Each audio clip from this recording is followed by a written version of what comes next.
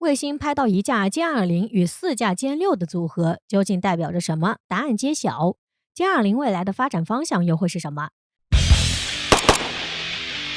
在2019年的时候，有一张卫星照片引起了关注。卫星照片显示，在一个中国国内的空军基地内，停靠着5架战斗机，其中包括1架歼20战斗机与4架歼6战斗机。这样的配置着实令人感到新奇。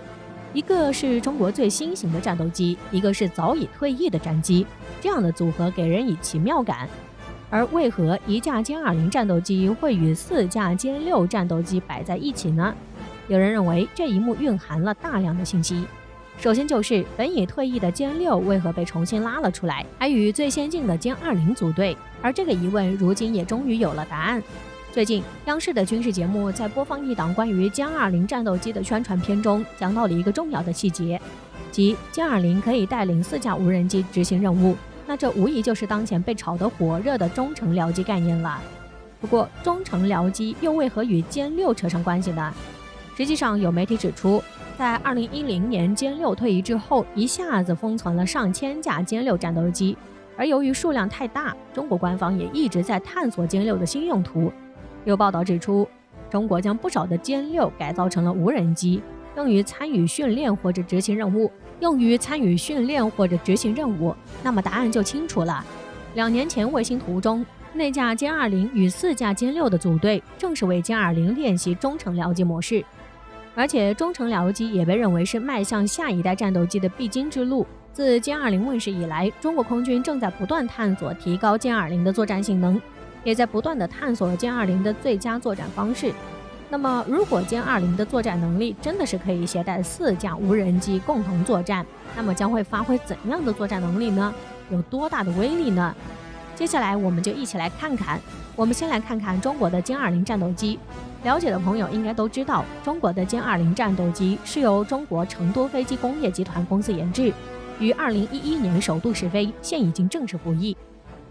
中国歼20战斗机作为中国首款第5代隐身战机，其隐身性与航电水平都达到了世界一流，也随即成为中国空军的中坚力量，大大增强中国空军的战斗能力和综合实力，是当之无愧的国之重器。而且中国这款歼20隐身战斗机采用了全新的锯齿尾喷管，这种喷管有助于让机身的隐身性能加强数倍，并且机身内部装置的雷达系统也是其他普通战斗机所不能比拟的。因为它所具有的红外线隐身技术，通过红外线的跟踪，可以进行反隐身作战，以此来发现潜在的敌人。这种红外隐身技术还可以缩短和减弱战斗机自身的信号，增强飞机的隐身性能。这样一来，就能够大大减少了敌人发现自己位置的机会，并能够消灭敌军于无形，而且不费吹灰之力。随着中国歼20的隐身战斗机的出现，也让中国在战斗机的制造上成功实现了国产独立，摆脱了对外国进口发动机的限制。从此以后，中国可以自己生产先进的隐身战斗机。无论是从外在设计还是内部装置来看，中国歼20隐身战斗机都表现出了超高的工艺技术水平。不得不说，中国隐身战斗机的研发技术和发展速度都是堪称世界一流水平，完全处于世界领先地位。所以，中国的这款歼20作为中国最先进的5代战机，对于中国空军的发展也具有划时代的意义。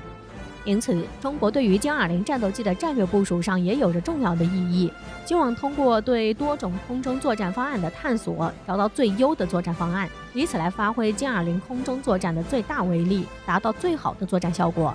而此次提出的歼20搭配4款无人机的作战方案，也是对歼20多元化的作战用途和作战方案一次最好的探索，也对于中国空军的发展具有重要的促进作用。加上现如今的空战已经不单纯是战斗机在空中格斗，而是依靠空军体系进行配合战斗。尤其是随着网络、人工智能以及无人机的发展，战斗机也从单纯追求某项战斗力的过分强大，从而转向强调在作战体系中装备多元化的需求。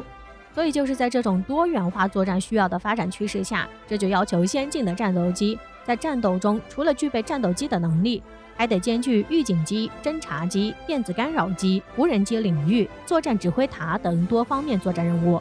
而这么多的作战任务，当然都不可能完全只是去依靠机器系统。此时所突出的重点和核心就是飞行员。虽然中国已经研制出歼 20S 双座战斗机，但是还是要有多种的准备，以便应对形势多变的战场形势需要。所以需要有多元化作战方案的准备，以此来应对各种形势的需要，做好万全的准备，从而可以取得战斗的最大胜利。随着科技的发展，中国有能力让歼20带领无人机来执行任务，歼20也能发挥更大的用途。